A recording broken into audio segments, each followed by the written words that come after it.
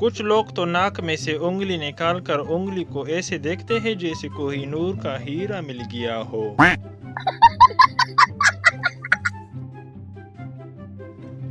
لڑکا کچھ کہنا ہے تم سے، لڑکی تمیز سے کہنا۔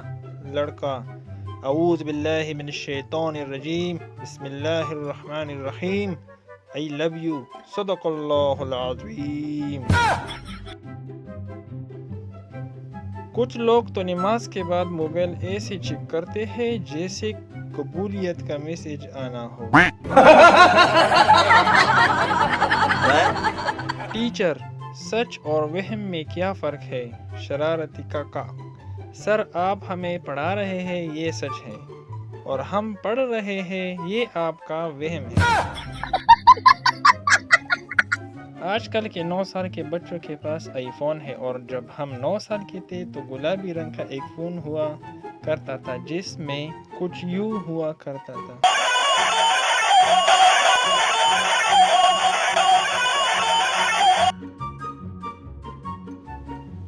دماغ لگاؤ اور جواب دو۔ آپ کی ماموں کی بہن کی ساس کی بیٹی کی ساس کی پوتی کی بیوی کی ساس کا شوہر آپ کا کیا لگا؟